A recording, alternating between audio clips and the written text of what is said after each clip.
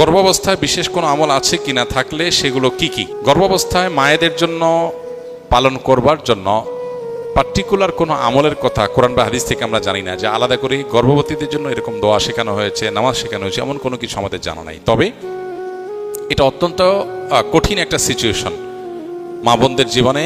এই সময়টা এতটাই গুরুত্বপূর্ণ যে একে তো কষ্টকর, দ্বিতীয়ত সামনে একটা বড় ধরনের কষ্ট তার জন্য অপেক্ষা করে। বিশেষ করে গর্ভ খালাসের যে সময়টা, যে সময়কে আল্লাহ তাআলা বলেছেন হামালাতহু উম্মুহু কুরহাম ওয়া ওয়াদাআতহু কুরহা, মায়েরা সন্তানদেরকে গর্ভে ধারণ করেন অত্যন্ত কষ্ট করে, আবার সন্তান প্রসব করেন অত্যন্ত কষ্ট করে।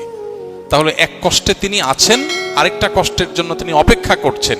এমতো পরিস্থিতিতে আল্লাহর কাছে সে কষ্ট দূরের, সে কঠিন পরিস্থিতিটা সহজ হওয়ার জন্য তিনি দোয়া করবেন। এটা খুবই স্বাভাবিক বিষয়। বিধায় একজন গর্ভবতী নারী তার গর্ভের এবং প্রসবের এবং অনাগত সন্তানের কল্যাণ কামনা করে আল্লাহর কাছে দোয়া করবেন, আল্লাহ যেন সহজ করেন। দুরুদ, ইস্তেগফার, দোয়া ইউনুস, এই বিষয়গুলো মানুষের কঠিন পরিস্থিতিকে সহজ করে দেয়। ইয়াজাল জালালি ওয়াল ইকরাম সম্পর্কে তিরমিজির একটা হাদিস আছে, নবী সাল্লাল্লাহু আলাইহি ওয়াসাল্লাম বলেছেন আলিজু বিয়াজাল জালালি ওয়াল ইকরাম, তোমরা ইয়াজাল জালালি ওয়াল ইকরাম এটা বেশি বেশি বলতে থাকো।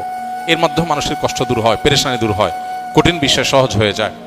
আর দোয়া ইউনুস, লা ইলাহা ইল্লা আনতা সুবহানাক ইন্নী কুনতু মিনাজ জালিমিন, এটা ইউনুস আলাইহিস সালাম আল্লাহর কাছে পেশ করার পর আল্লাহ তাআলা তার কষ্ট দূর করেছেন। আল্লাহ তাআলা বলেছেন ওয়া কাযালিকা নুনজিল মুমিনিন, ঈমানদারদেরকে এইভাবে আমি কষ্ট দূর করব। এই জন্য একজন গর্ভবতী মা তিনি আল্লাহর কাছে দোয়া ইউনুস পড়তে পারেন, দুরূদ পড়তে পারেন, ইস্তিগফার করতে পারেন, ইয়াজাল জালাল ওয়াল ইকরাম পড়তে পারেন, সাধারণভাবে দোয়া করতে পারেন যেন আল্লাহ তাআলা তার কঠিন বিষয়টাকে সহজ করে দেন এবং অনাগত সন্তান যেন নেক হন।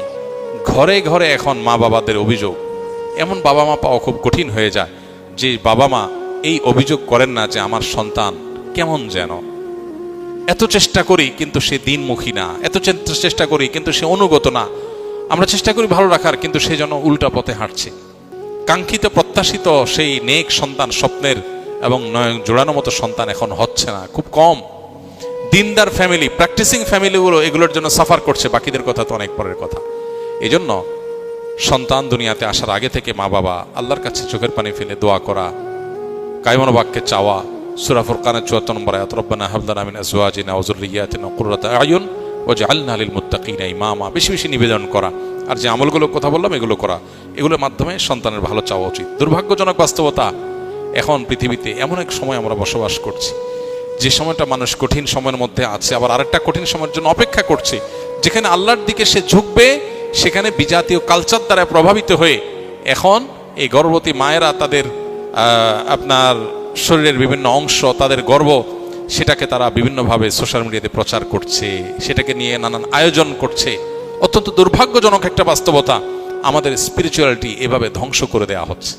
নানান অত্যন্ত গর্হিত যে সমস্ত কৃষ্টি কালচার আছে সেগুলো আমাদের সমাজে প্রবেশ করে দেওয়া হচ্ছে। যা পাচ্ছি আমরা সোশ্যাল মিডিয়াতে গোগ্রাসে গিলছি, একটি বার নিজের বিবেককে জিজ্ঞাসা করার ফুরসতটুকু পাচ্ছি না যেটা কতটা যৌক্তিক কাজ, কতটা ভালো কাজ, অনেক নির্লজ্জের মতো কাজ, আমরা সেটাকে ওয়েলকাম করছি।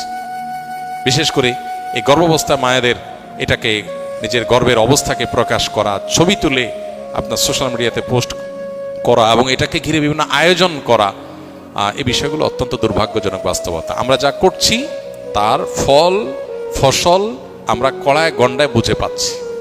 ঘরে ঘরে এখন সন্তানদের বিপদগামিতা, তাদের পথহারা হওয়া, তারা তাদের আমাদের এই অঞ্চলে মানুষের বিশেষ করে মুসলমানদের সন্তানদের যে ভালো গুণগুলো ছিল সেগুলো আস্তে আস্তে হারিয়ে যাচ্ছে। আমরা আমাদের বাবা মার জন্য যতটা ভালো, আমাদের সন্তানরা আমাদের জন্য ততটা ভালো নয়। অথচ আমাদের বাবা মারা আমাদেরকে এত সুখ শান্তির উপকরণ দিতে পারেন নাই, আমরা আমাদের সন্তানদেরকে যতটা দিতে পেরেছি। তাহলে গ্যাপের জায়গাটা কি খুবই পরিষ্কার। তো এই জায়গাগুলোকে আমাদের মাথায় রাখা দরকার এবং আল্লাহ তাআলার কাছে খুব বেশি রুজু হওয়া দরকার।